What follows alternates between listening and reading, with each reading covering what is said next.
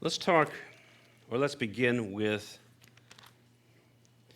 and some of you are saying, oh, this is how you're going to start, Pastor? Yes, I'm going to start. It'll get better. Let's start with a world and a society in ruin. A society in ruin.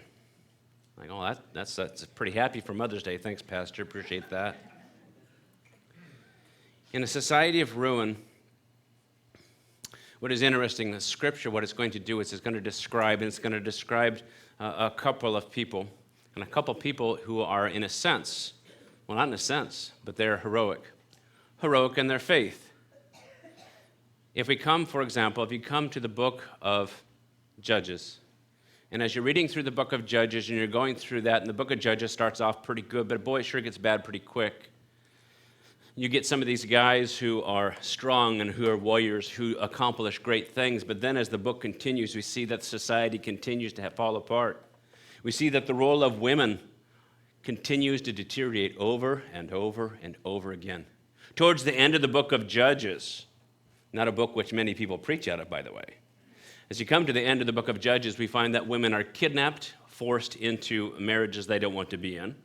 We find that one woman, for example, flees her husband, is recouped by her husband, and then she is brutalized, we'll put it that way to be nice, and then she is hacked into pieces by her very own husband. We see society in ruin. And if you go to the end of the book of Judges, you'll read this, and in those times there was no king, and every man did that which was right in his own eyes. That's what you get. Everybody said, well, I'll do whatever I want, which unfortunately has an awful lot of parallels to what we have today, where people say, well, I'll do whatever I want to. I'm free. I get to do it. Ladies and gentlemen, I'm here to tell you that that's not the ideal. And what we see here instead is we see here in such great and stark contrast, we see here a couple of heroes. Well, let me correct myself. We see here a couple of heroines as we come to the end of the time of the Judges. Now, keep in mind, in the time of the Judges, we have seen some very, very strong, incredible men, for example. We see, for example, the strongest man physically that has ever been recorded in Samson. And we know that Samson is a man who can tear people limb from limb. He can go ahead and subdue thousands with the jawbone of an ass. He's a man who is a deliverer, yet he is a spiritual failure. He really is. Matter of fact, he is willing to give up the very gift which God gives to him, and so that he loses his eyes, he loses his strength. And only at the very end, in his death, will he call upon the Lord, and even then, it looks pretty selfish at times.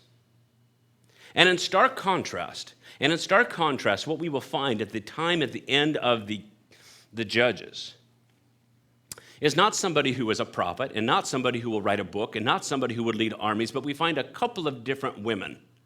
Heroines, women who are examples of faith. Faith where they are at, not in the front of armies, not writing books, not giving prophetic decrees, but we find that women who are women of faith doing what oftentimes we would call mundane tasks. Now, we could look, for example, at the book of Ruth, but we won't look at the book of Ruth because everybody looks at the book of Ruth, okay? So Ruth is one of those women. Ruth is essentially Judges part 2, and what we see here is we see her as a stark contrast to all of these warrior types which we see in the book of Judges. We find Ruth. But also at almost exactly the same time, we find another woman. And for brevity's sake and for time's sake today, because nobody wants to go long in our hot building, we will cover another woman, and her name is Hannah. So I'm going to invite you this morning to turn to the book of 1 Samuel, and 1 Samuel chapter 1. What we will see with Hannah is a woman and a woman of faith. Once again, not one who is a warrior, not one who is preaching. She is not a She-Sampson. She is not a She-Sampson. Rather, what she is that she is simply a wife and a mother, but one of faith. And that, ladies and gentlemen, is glorious. And I am here to propose to you that perhaps the faith which she has is more important and more significant and has greater effect that she has than Samson did. Come then, 1 Samuel chapter 1. Now we look at the story, and if you grew up in Sunday school class, you probably know this relatively well, so I will not be covering a whole lot of new ground, but I think we need to put this in its proper perspective. So, 1 Samuel chapter 1, we will read, and we'll go through verse 20 this morning, but 1 Samuel chapter 1, starting at verse 1. There was a certain man of Ramathaim Zophim of the hill country of Ephraim, whose name was Elkanah, the son of Jehoram, son of Elihu, son of Toha, son of Zuph, an Ephrathite. He had two wives. The name of one was Hannah, and the name of the other, Peninnah. And Peninnah had children, but Hannah had no children. Now we look at this, and we notice right away, and for us in America in the 21st century, we're immediately perplexed anyway. Because we look at this, and we say, oh, a polygamous relationship, isn't that wrong? We don't like that very much, do we? None of you are in a polygamous relationship, I hope. If you are, come and talk to me. I'm very curious. But it was interesting as a missionary going into a Muslim-majority country. I go into a Muslim-majority country, and there it was not uncommon for men of an Islamic background, if they could afford it, they could have up to 4 wives. This was very doable. Matter of fact, when I went into the doctor's office once, you fill out those forms, like you always do, and they had a section, wife 1, 2, 3, and 4. I only filled out 3. No, I filled out 1, right? All right, I filled out 1. And so that's what you do. But we look at this and we struggle a little bit with the concept of polygamy, and we say, well, hold on a second, I thought that's a no-no. But here's the problem what you're going to have. You are not going to find chapter and verse. You're not going to find that says, oh, by the way, polygamy, that's a big no-no. You don't find the prohibition. It's not there. It is not there. And polygamy you shall not have. It's not there.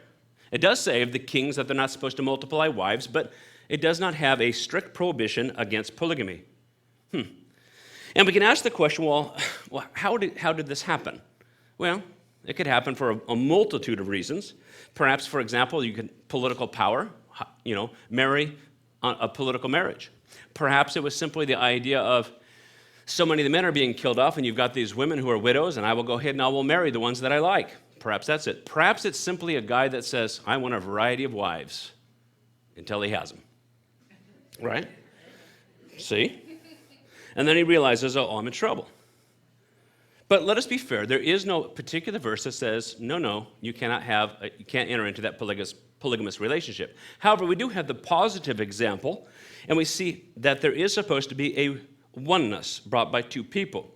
Keep your fingers in 1 Samuel, but go to Genesis chapter 2. And in Genesis chapter 2, when we see here the creation, and as we do so, what we'll see that God is speaking, and he's speaking here in verse 18, and God creates man and woman. We know this from the first chapter. He creates them in the image of God. Male and female he creates them, women having the same dignity of mankind. But then when we come to verse 18, we see that there is a delay, actually. Woman was not created at the same time as man. And we see here the potentiality, of course, is there, but it's not, doesn't happen. But we come to verse 18, and we have Adam, and he's supposed to go about, and he's supposed to name all of these animals. And we get to the 18th verse of chapter 2, and then the Lord said, it is not good that man should be alone. I will make him a helper fit for him. Which, once again, is striking in and of itself, because God has said, this is good, this is good, this is very good, on and on and on and goes. And then all of a sudden, in 2:18, this is not good. That man, that is the human male, should not be alone. He says, I'm going to create a helper for him. That's what I'm going to do. And so what we see that, of course, there's the rib is taken out of Adam. We see all of that. And we scoot down to verse 24. Therefore, a man shall leave his father and his mother and hold fast to his wife. They glue to her, and they shall become one flesh. Positively, we see here what marriage is supposed to be. One man, one woman coming together to form one. 2 individuals, different sex, coming together to form one. It's a new type of relationship. It's a marvelous thing. We don't see 1 plus 3. We don't see the same sexes together. We see 2 different coming to one, complementing one another. So that's what we have here. So a lot of times people say, well, there is no verse which outlaws it. Okay, fine. But here is the positive example. And Jesus will quote this. You have in today's society, you have people and have shows on there like Sister Wives where they talk about polygamy. And the only reason that gets ratings is because it seems outrageous. And people like to see outrageous things. My little research is that a lot of these people have already dissolved. These relationships have fallen apart. If we look at the biblical example, there is never a good biblical example of polygamy. There isn't. If you go to 1 Kings chapter 11 and verse 4, we find that Solomon, when he becomes old, it is his wives who lead him away to idolatry. Anybody here is as wise as Solomon? Anyway? I don't think so. Solomon called the wisest man in the world, and yet Solomon was distracted by his wives and led into idolatry. Jacob and Leah, Jacob and Rachel, how well did that work out? Sisters, right? They must like each other an awful lot. Sisters who wanted to scratch each other's eyes out, right? Sometimes we men think, well, women are all nice, and they're just going to behave each other. Right, exactly. That is not how it works. And then we come to this example here in 1 Samuel. And in 1 Samuel, of course, we see yet again, we see the example. We see the example of two women. They are married to the same man, and it is not happening. It is not working out well at all. We see massive issues. So we come back to 1 Samuel, starting in verse 3. Now this man used to go up year by year from his city to worship and sacrifice to the Lord of hosts at Shiloh, where the two sons of Eli, Hophni and Phinehas, were priests to the Lord. The tabernacle and perhaps some sort of provisional temple had been set up there at Shiloh, and we have Elkanah. Now, what do you say about this guy? But he seems to be a pretty good guy. At least he's devout. He is taking his family. He is taking them up to do a yearly sacrifice. That's good. Verse 4, on the day when Elkanah sacrificed, he would give portions to Peninnah, his wife, and to all her sons and daughters. Well, that's very nice. That's good. That's appropriate. But look at verse 5. But to Hannah he gave a double portion because he loved her, though the Lord had closed her womb. He gave her a double portion. And I guess Peninnah must have thought, wow, what a generous guy. That is not what she thought. She thought in her mind, who in the world does this gal think she is? That she should take away the affections from me? How dare she? Right? My guess, if you were in that situation, you would probably be in this. Quite frankly, I'm sympathetic towards her. But her reactions are not good. Look what she does to poor Hannah. We continue. We find that Hannah, she is not able to have children. So we continue on in verse 6. And her rival, Peninnah. Peninnah used to provoke her grievously to irritate her because the Lord had closed her womb. So it went on year by year. As often as she went up to the house of the Lord, she used to provoke her. Therefore, this time of this great religious celebration, the time where you worship God, guess what? It is a time of great weeping for Hannah. She used to provoke her, therefore Hannah wept and would not eat. And Elkanah, her husband, said to her, Hannah, why do you weep? Why do you not eat? And why is your heart sad? Am I not more to you than 10 sons? You got that right, ladies. That's right. All of you are smiling at me. You're like, the answer to that, nope. That's exactly her answer. No, dude, you think you're special? You are not special.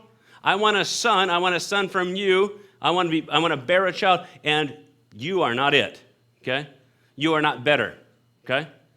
And so this guy, perhaps he's trying to help out a little bit, It's not working so hot. Okay? Now, some of us will look at this and say, what's the big deal about having children? Understand, in this particular society, this is it.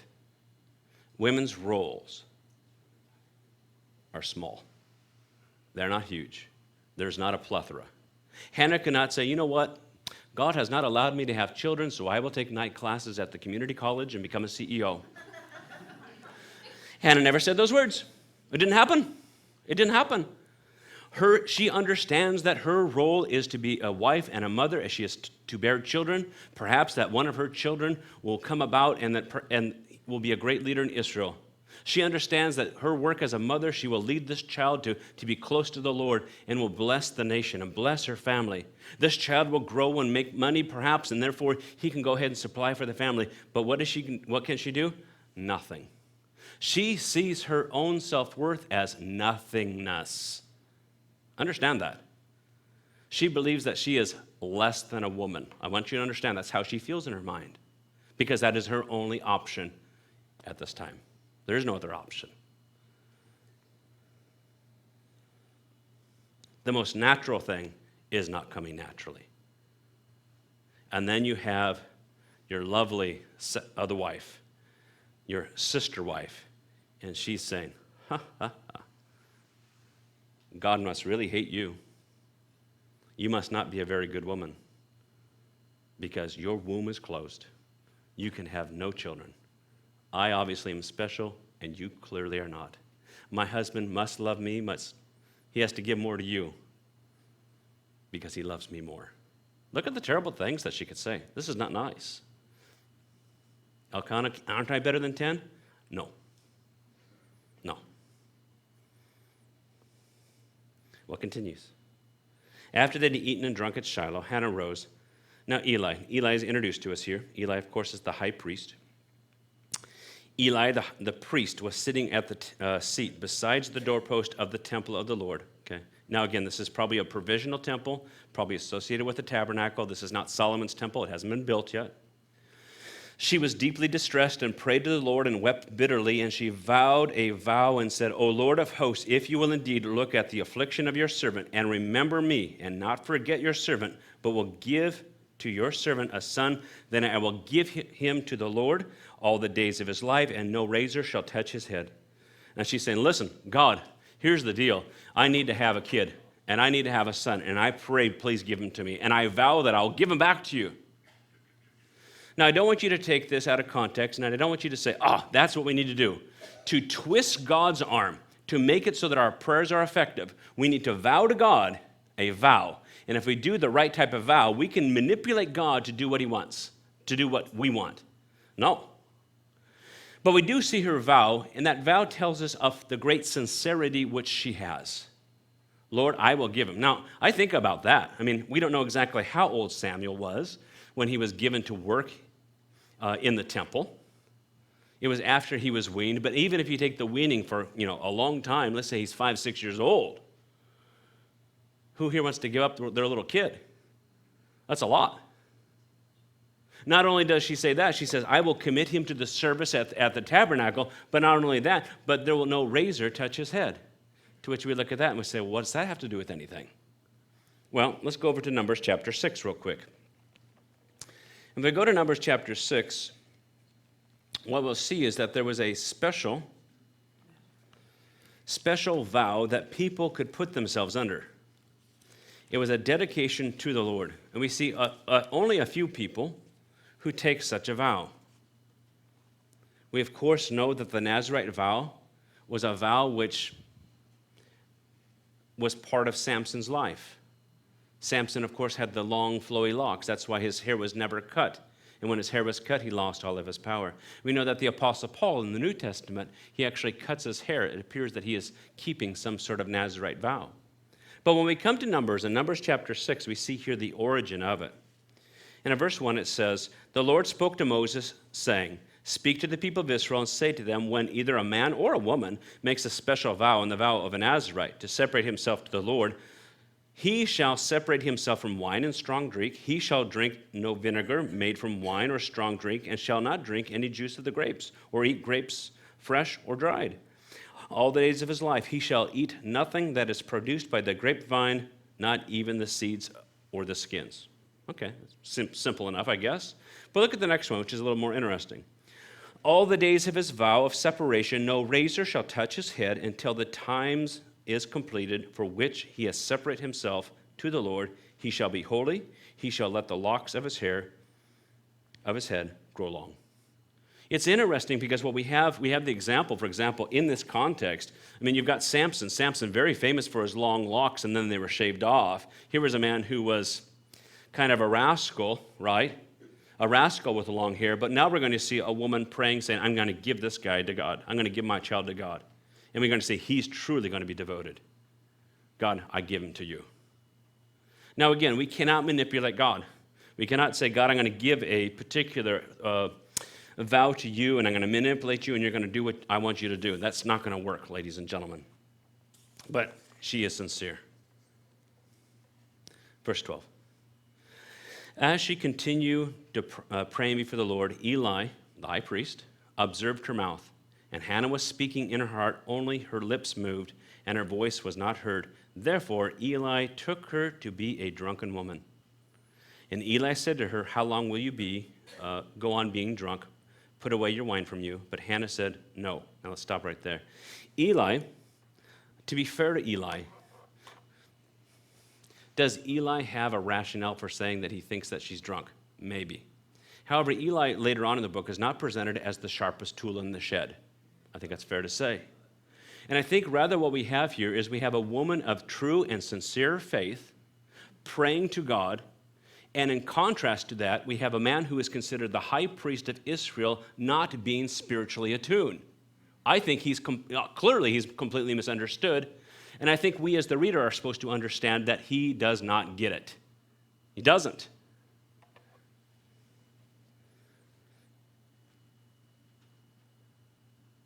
Verse 15, but Hannah answered, no, my Lord. I am a woman troubled in spirit. I have drunk neither wine nor strong drink, but I have been pouring out my soul before the Lord. Do not regard your servant as a worthless woman. For all along I have been speaking out of my great anxiety and vexation. I am a woman of faith. I am a woman of faith. I'm a woman of faith. I have no recourse. I have no schools to go to. I have no battles I can win. I have nothing I can write. The only thing that I have, the only hope which I have is my God, and I come to him. How different is that from the rest of the judge society? How different is that? Where people think that it is done by might or by strength. But what we have here is we have the example of people like Ruth, and we have the example of the people like Hannah, who says, I will trust in my God. We oftentimes want to promote, for example, I have for the kids who are in the Midler group, and they'll have all of these comic books that I give to the different kids. And they have Samson on the front cover of one of them, and his muscles are this big, right? And it makes really good and interesting comic books. There is not one that is put out for Hannah. There is not one that's put out for Hannah. And I'm here to tell you that her faith is stronger than Samson's. She is not a She-Sampson. She is a woman of faith. That's beautiful.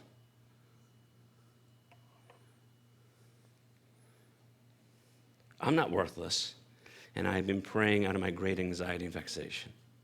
Then Eli says, well, go in peace. I wish I had an emoji here. I'd like to know what the intent or what he meant by this, or how sincere he was in all of this. Go in peace, and the God of Israel grant your petition that you have made to him. Mind you, he doesn't ask too much. He doesn't ask the details. He doesn't get a whole lot. He just said, oh, well, God bless you. And she said, let your servant find favor in your eyes. Then the woman went her way, ate, and her face was no longer sad. Listen, it's not about being the warrior type. It's about being a person of faith. I find the book of 1 Samuel fascinating. We have just moved out of the Judges. We've just seen a snippet in Ruth. Now we come here to Hannah, and we see these heroine back-to-back women whose faith is much more significant than the muscles of the people before. Verse 19, they rose. They rose in the morning and worshiped before the Lord, and they went back to the house of Ramah. And Elkanah knew Hannah, his wife, and the Lord remembered her. And in due time, Hannah conceived and bore a son, and she called his name Samuel. For she said, I have asked for him from the Lord. Finally it happens. Finally the child comes about. And what does she name him? She names him Samuel. You know, perhaps you have heard in Deuteronomy 6:4, you hear about the Shema. Hear, O Israel, the Lord your God is one, right? Shema, Samuel. Okay? The same root word is behind that, okay? Hear, O Israel, Shema. The Samuel, the Sam part is hear, and the L is God. God hears. She names her son. God hears. She understands that she is a woman who, in her society, she's afflicted. She has none of the great blessing that all of the other women have, or many of the other women have. She has no other recourse except for her God, and her God hears. Listen. Oftentimes I hear in our society, people are like, well, what we really need is we need women to be, quite frankly, we need women to be more like men. That's what I hear.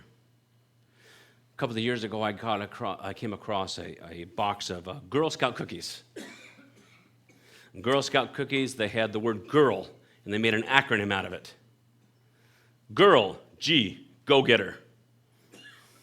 I, innovator and inventor. R, I can't remember what R was. I tried to look it up, I couldn't find it. Rabble-rouser. L, leader.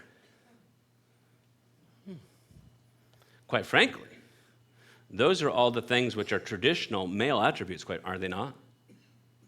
Kind of what they were saying is, you are valuable if only you were more like a boy.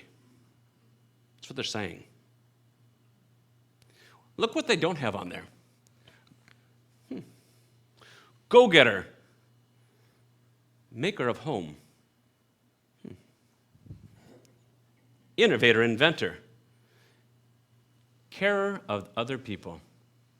Rabble-rouser, soother, voice of reason within the family. Leader, one who compliments and is the joy of the family. I don't think that sells quite as many cookies. I don't think it does. But when we look at some of the beautiful attributes of women and the way that they're naturally put together, oftentimes they are carers, they are nurturers, they are people who, quite frankly, are nicer than men. Right? Amen. Yeah. More of you should have said amen. So, amen. Thank you very much. Okay. Leon and I are he's going to give a class on amening, by the way. We're going to work on that. Okay. Yeah. And our society, ladies and gentlemen, needs that. We need to have leaders, but we also need to have people who will follow and who will help. We need to have people who are innovators, yes, but we need to have people who develop.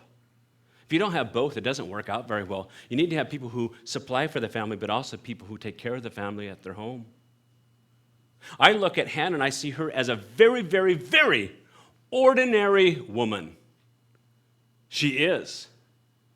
No battles, nothing written, no prophetic word, yet she is a woman of faith, and therefore she is stronger, I believe, than Samson.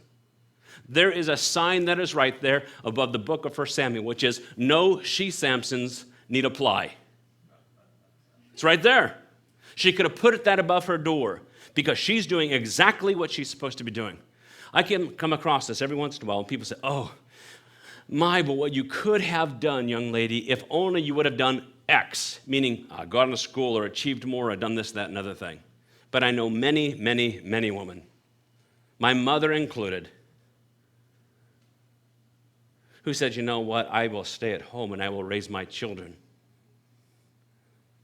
And I perhaps may not be the biggest name, I may not be known by a lot of people, but my children, I have raised them in such a way that they will go ahead and they will change the world. If you want a society which is falling apart, you have a society where your children are not raised well. Raise your children well.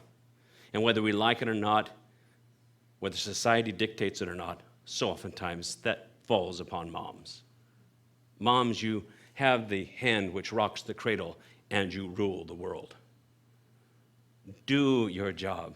And do not let anybody disparage you. Do not let anybody look down upon your role. Your role is vital. Your role is important. Your role is better than Samson. I guarantee you. This is one of the reasons that you had the book of Ruth written. This is one of the reasons that you had the first chapter of Samuel. In the midst of corruption, in the midst of difficulty, in the midst of societal breakdown, Ruth and Hannah are the women who are showing you how society is supposed to be done. A faith in God, a trust in God, a reverence for Him. Amen?